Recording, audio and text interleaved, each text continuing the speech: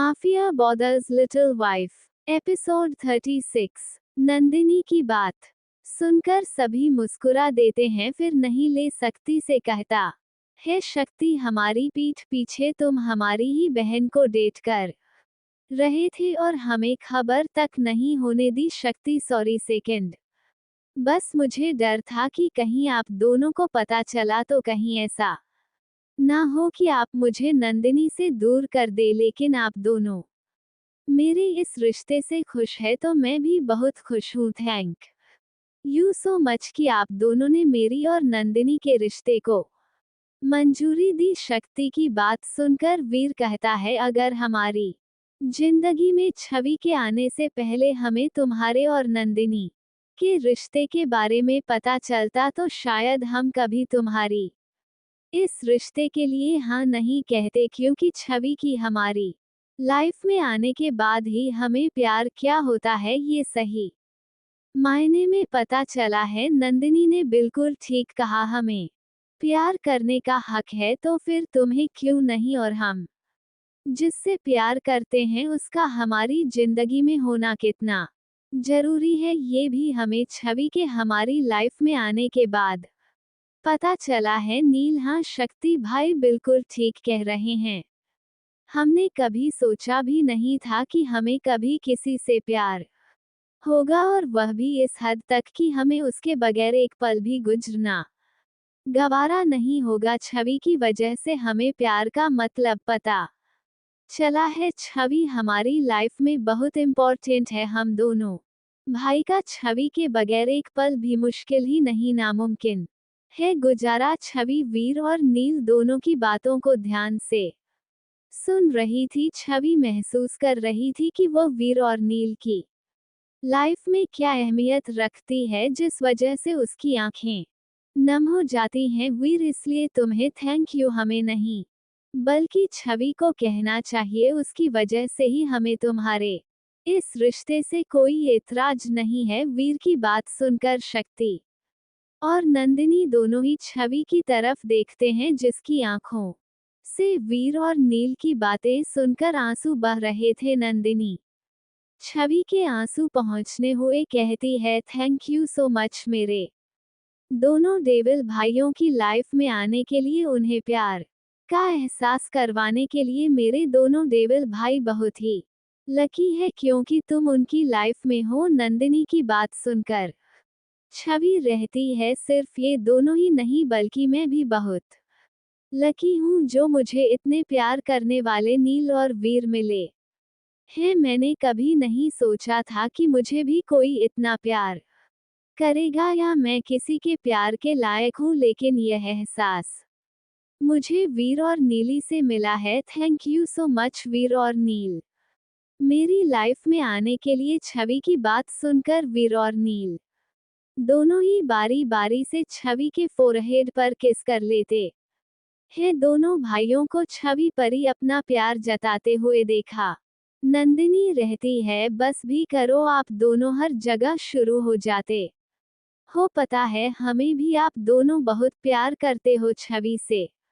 नंदिनी की बात सुनकर छवि मुस्कुरा देती है और वीर और नील दोनों ही नंदिनी को घर कर देखते हैं। वीर और नील नंदिनी पर गुस्सा ना करें, इसलिए शक्ति बात संभालते हुए कहता है क्या नंदिनी तुम भी कुछ भी रहती हो फर्स्ट बस और सेकंड बस चलिए हम सब डिनर करते हैं। हम सब डिनर करने ही वाले थे कि आप भी हमारे साथ चलकर डिनर कर लीजिए। वीर नहीं सकती, हम भी यहाँ पर डिनर करने ही आए थे और हमारा डिनर का अरेंजमेंट होटल के पीछे की तरफ बीच पर है। तुम अपनी डिनर डेट एंजॉय करो, हम अपनी करते हैं। शक्ति ओके फर्स्ट बस जैसा आप कहे। फिर वीर छवि का हाथ पकड़कर उसे अपने साथ ले जाता है और उनके पीछे नील भी वहां से निकल जाता है। शक्ति नंदिनी का हाथ पकड़कर उसे पूल साइड एरिया में ले जाता है, फिर वह दोनों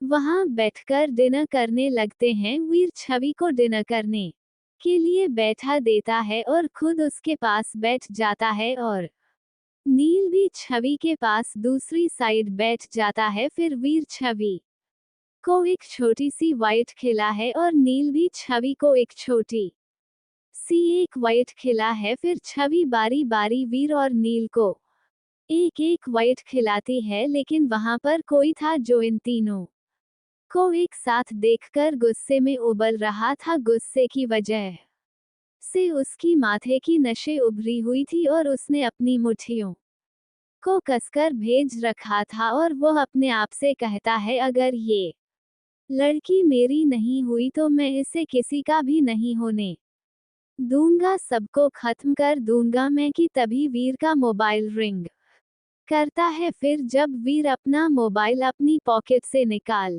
कर देखता है तो उसे पर शमशेर नाम फ्लैश हो रहा था। शमशेर का नाम देखकर वीर की बहें सिकुड़ जाती है और फिर वह एक नजर नील और छवि को देखा है जो कि एक दूसरे को खाना खिला रहे थे। वीर उठकर वहां से थोड़ी दूर पर आकर खड़ा हो जाता है और कॉल को रिसीव कर लेता है। वीर कुछ कहता उससे पहले ही शमशेर कहता है, फर्स्ट बस एक बहुत बड़ी प्रॉब्लम हो गई है, मुझे आपको ये बात पहले ही बता देनी चाहिए थी तो शायद अभी इतनी बड़ी प्रॉब्लम क्रिएट नहीं होती। सॉरी फर्स्ट, बस ये सब मेरी गलती की वजह से हुआ है, मुझे ध्यान रखना चाहिए था लेकिन मैं ऐसा नहीं कर पाया। इसके लिए आप मुझे जो सजा देंगे चाहे मुझे मंजूर है। फिलहाल अभी आप जहां पर है वहां से फोन निकल जाए क्योंकि आपकी जान को खतरा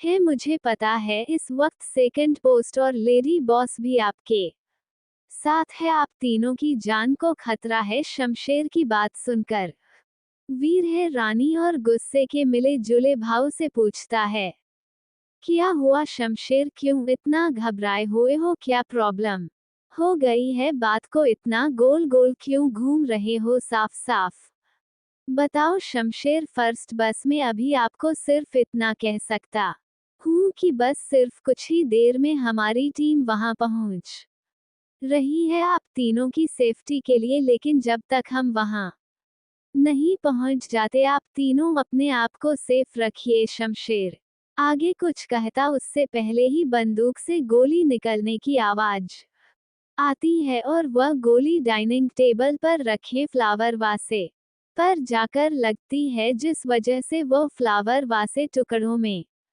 बटकर चारों तरफ फैल जाता है। जैसे ही बंदूक से गोली निकलती है और वह फ्लावर होस्ट पर लगती है, वैसे ही नील छवि को अपनी बाहों में भर लेता है और उसे करने की कोशिश करता है। छवि अपने चेहरे को दोनों हाथों में ढक लेती है। नील के छवि को फौरन अपनी बाहों में भर लेने के बाद भी फ्लावर वासे के कांच के कुछ टुकड़े छवि के हाथों में भी छुप जाते हैं। अब वहां पर तेजी से गोलियां चलने की आवाज शुरू हो जाती है तो वीर जल्दी से भागता हुआ नील और छवि के पास आ जाता है, नहीं जल्दी से खान की टेबल को लात मारकर नीचे गिरा देता है, जिससे वह टेबल जमीन पर गिरकर आधी हो जाती है और वीर नील छवि तीनों ही उस टेबल के पीछे छुप जाते हैं।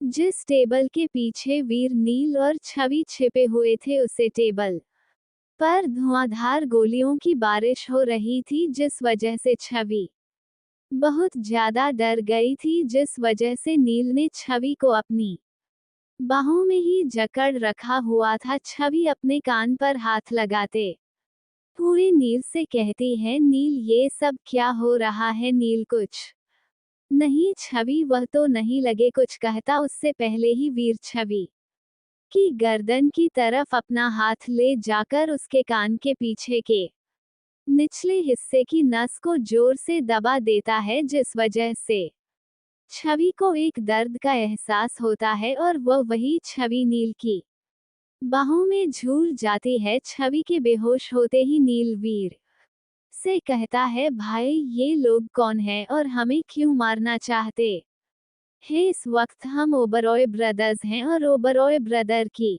तो किसी से भी दुश्मनी नहीं है। क्या इन लोगों को पता चल गया है कि हम ही किंग हैं। वीर कुछ कह नहीं सकते। नील ओबरॉय ब्रदर्स के भी बहुत दुश्मन है जो कि उपरोक्त प्रत्यक्ष को बुलंदी तक पहुंचाते हुए नहीं देखना चाहते। फिर वीर जल्दी से अपने मोबाइल से शक्ति को कॉल करके उसे सब बता देता है। वीर जैसे ही फोन करता है वैसे ही वहां पर चारों तरफ से वीर, नील और छवि को कई सारे गुंडे जाकर घेर लेते हैं और उन पर बंदूक दान कर खड़े हो जाते हैं। फिर उन सभी के बीच में से एक शख्स निकाल कर आता है जिसे देखकर वीर और नील की आंखें बड़ी हो जाती है, क्योंकि वह शख्स कोई और नहीं बल्कि रुकी था काफी दिनों से रॉकी वीर और नील के ब्लैक हाउस में रह रहा था, जहां पर उससे बहुत टॉर्चर किया जा रहा था, जिस वजह से उसके चेहरे और जिस्म पर कहीं सारे निशान थे। वीर और नील के सामने आकर रॉकी मिस्टीरियस स्माइल करते हुए कहता है, कैसा लगा मेरा सरप्राइज? शॉक हो गई ना तुम दोनों? मुझे यहाँ देखकर मजा आया, मुझे तुम्हें इस तरह से देखकर फिर गुस्से में दांत पीसते हुए अब तुम दोनों को मेरी पावर का अंदाजा हो गया होगा। इस शहर के एमएलए बलदेव राणा का बेटा हूँ मैं, बहुत बड़ी गलती की है तुम दोनों ने मुझे हल्के में लेकर और मुझे टॉर्चर करके। अब मैं तुम्हें बताऊंगा कि राकेश राणा उर्फ रॉकी क्या चीज है। वीर और नील के चेहरे पर रोटी की बातें सुनकर जरा भी डर महसूस नहीं हो रहा था, क्योंकि इस तरह के खतरों के खेलने की तो उनकी आदत थी। जितने बड़े खतरों से वह अब तक खेलते आए हैं, उन सभी के सामने रॉकी और रॉकी के आदमी कुछ नहीं थे। वह दोनों तो रॉकी को ऐसे देख रहे थे जैसे किसी बेवकूफ को देख रहे हैं। वीर और नील के चेहरे पर जरा भी डर न देखकर रोक चढ़ जाता है और वह अपने दांत पीसते हुए कहता है, तुम दोनों मुझे इस तरह से क्या देख रहे हो? तुम दोनों के सर पर मौत मंडरा रही है इस वक्त तुम्हें। तो हम मुझे डरना चाहिए, क्योंकि तुम्हें अब मुझे बचाने वाला यहाँ कोई नहीं है। फिर हंसते हुए, लेकिन अगर तुम चाहो तो मैं तुम्हें जिंदगी दे सकता हूँ, पर उसके बदले में मुझे ये लड़की छवि की तरफ इशारा करते हुए जो नील की बाहों में बेहोश थी, यह चाहिए। अगर तुम दोनों ने मेरी बात नहीं मानी तो याद रखना, अगर ये लड़की मेरी नहीं हुई तो मैं किसी और की भी नहीं होने दूंगा। तुम रॉकी बोल ही रहा था कि उससे पहले ही वीर रॉकी का गला पकड़ लेता है, जिससे रॉकी की आगे की बात उसके गले के से जबान तक भी नहीं आती। वीर रॉकी को गुस्से में चिल्लाते हुए कहता है, तेरी हिम्मत कैसे हुई मेरी जान के बारे में इस तरह से बात करने की? वीर जैसी रॉकी का गला पकड़ता है, वैसे ही जयवीर के माथे पर बंदूक तान देता है और जय चिल्लाते हुए कहता है, छोड़ दे रॉकी को, वरना मैं इस बंदूक की सारी गोलियां तेरे भेजे मैं उतार दूंगा। लेकिन इस शब्द से भी वीर को कोई फर्क नहीं पड़ता। वीर ने अभी भी रोक का गला पड़ा हुआ था। रॉकी वीर से छूटने के लिए अपने हाथ चल रहा था। वह वीर को भी अपने आप से दूर करने की कोशिश कर रहा था, जो कि सब बेकार था, क्योंकि वीर की पकड़ रॉकी के गले पर बहुत ज्यादा कसी हुई थी, जिस वजह से रॉकी की सांस उखड़ने लगी थी। जय रॉकी को वीर से छुड़ाने के लिए बंदूक का ट्रिगर दबाने ही वाला होता है कि शक्ति वहां आ जाता है और वह ये सब देख लेता है, और शक्ति अपनी कमर से अपनी गांड निकालकर जाय पर चला देता है, जो कि सीधा के करके पीछे की तरफ जाकर लगी और जाय वहीं पर ढेर होकर गिर जाता है। जय को गोली लगते देख वीर का ध्यान भी शक्ति पर चला जाता है और वीर रॉकी को वही धक्का देकर छोड़ देता है। रॉकी के सारे आदमी भी वीर, नील और शक्ति पर गन पॉइंट कर देते हैं। वह सभी गोली चलते उसके पहले ही शमशेर वहां अपनी टीम के साथ सारे बॉडीगार्ड्स को लेकर पहुंच जाता है और उसे जगह को चारों तरफ से घेर लेता है, और जो भी लोग वीर, नील और शक्ति पर गोली चलाने वाले थे, उन सभी को शमशेर और वह सारे बॉडीगार्ड शूट करने लगते हैं। उन सभी की फाइट चल रही थी कि वीर नील के पास जाकर कहता है, लेकिन तुम छवि को लेकर जाओ। फिर वीर शक्ति की तरफ देखकर पूछता है, नंदिनी कहाँ है? शक्ति, फर्स्ट बस। नंदिनी को मैं बेहोश कर दिया है, वह इसी होटल के रूम में है। वीर नील की तरफ देखकर, नील, छवि को भी तुम नंदिनी के रूम में ही ले जाओ। नील शक्ति से, रूम नंबर कौन सा है? शक्ति अपने पॉकेट से रूम का की कार्ड निकलते हुए, रूम नंबर 203, और यह उसे रूम का की कार्ड। फिर नील छवि को वहां से लेकर रूम नंबर 203 की तरफ चला जाता है। शमशेर और अपने बॉडीगार्ड, इसके साथ वीर भी अपने कमर से गन निकालकर रोगी के आदमियों को शूट करने लगता है, और साथ ही शक्ति भी जय की डेड बॉडी देखकर रोक तो सदमे में ही चला गया था, क्योंकि जय रॉकी का बचपन का दोस्त था, जो रॉकी के हर अच्छे बुरे काम में उसका साथ देता था। कुछ ही देर में रॉक अपने आप को संभाल कर के हाथ से बंदूक लेकर गुस्से में शक्ति की तरफ तान देता है, और वह शक्ति को शूट भी कर देता है, जो कि शक्ति के राइट हैंड को छूकर निकल जाती है। रॉकी शक्ति को और शूट करता उससे पहले ही वीर रॉकी को शूट कर देता है। वीर एक साथ रॉकी को 3 बार गोली मारकर शूट करता है, और वह तीनों ही बुलेट जाकर सीधा रोगी के सीने को छानी कर देती है, और इसी के साथ रॉकी जमीन पर बेजान होकर गिर जाता है।